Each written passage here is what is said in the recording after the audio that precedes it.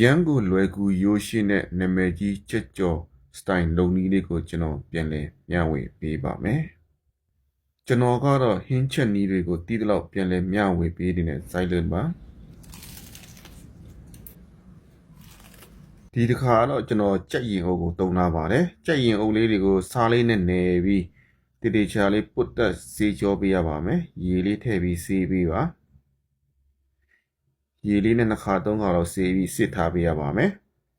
ပြီးရင်ကျွန်တော်တို့ကြက်သားလေးတွေကိုမိမိချမ်းနေတဲ့ site လေးတွေလီးပေးပါအမြောင်းလေးဖြစ်တော့အောင်လီးပေးရပါမယ်ကြက်သားလေးတွေအားလုံးလီးပြီးပြီဆိုရင်အရသာအတွက်ကတော့ကျွန်တော်အသားမုတ်တုံးထားပါတယ်စားနှဲငယ်တုံးထားပါတယ်ရေကောင်းမုတ်တုံးထားပါတယ်သူ့ရဲ့အနံ့အတွက်ကတော့ကျွန်တော်ဂျင်းနဲ့ကြက်သွန်ဖြူထောင်းထားတာကိုထည့်ပေးရပါမယ်ပြီးရင်ကျွန်တော်ရေလေးထည့်ပေးပါကြက်သားလေးနည်းနည်းမြုပ်သွားအောင်ထည့်ပေးရပါမယ်ပြီးရင်တရားနှက်ဆက်အောင်နေထားပြီးမှကျွန်တော်တို့အနည်းဆုံး1နာရီကနေ2နာရီကြာနှက်ပေးထားပါမယ်ကျွန်တော်အခုပြထားတဲ့အကြော်မုံကိုသုံးထားပါတယ်ဒီအကြော်မုံထဲမှာအရသာတွေပါပြီးတဲ့အတွက်ဖြစ်တဲ့ကြောင့်ကျွန်တော်အရသာတွေဆက်မထည့်တော့ပါဘူးအရင်ဆုံးကျွန်တော်တို့ကြက်သားလေးထည့်ပါမယ်ဂျုံလေးနဲ့တေချာကတ်တော့အောင်နေပေးရပါမယ်ဂျုံမုံလေးတေချာကတ်ပြီးပြီဆိုရင်ကျွန်တော်တို့ရေထဲမှာစိမ့်ပေးပါမယ်ရေထဲမှာကြာကြီးစိမ့်စရာမလိုပါဘူး10စက္ကန့်လောက်စိမ့်ပြီးဆိုရင်ကျွန်တော်တို့ပြန်ဆဲထုတ်ပါမယ်ရေလေးတွေတေချာစစ်ပြီးပြီဆိုရင်ကျွန်တော်ဂျုံမုံထဲမှာပြန်ပြီးထည့်ပြီးတစ်ခါပြန်မွေပေးရပါမယ်ခုချိန်မှာကျွန်တော်တို့တွတ်လေးမွေပေးရပါမယ်ဂျုံမုံလေးတွေအသားမှာတေချာကတ်သွားအောင်ပါတေချာကတ်မကတ်တေချာစစ်ဆေးပြီးမှကျွန်တော်နောက်တစ်ခါရေထဲမှာထပ်စိမ့်ပေးရပါမယ်ရေထဲမှာစိမ့်ပြီးပြီဆိုရင်ရေကိုတေချာစစ်ပြီးကျွန်တော်တို့တစ်ခါဂျုံမုံထဲမှာပြန်ကတ်ပေးရပါမယ်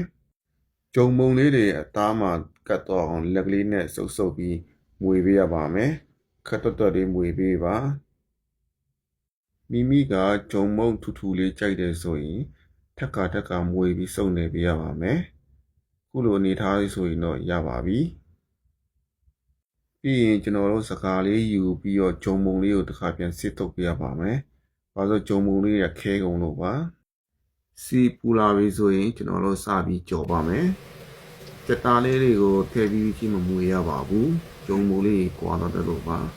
အနည်းဆုံး2မိနစ်ကြော်လောက်ကြာမှဒီချင်းမွေပေးပါတစ်ဖက်ကြက်ပြီးဆုံးမှနောက်တစ်ဖက်ကိုလန်ပေးပါ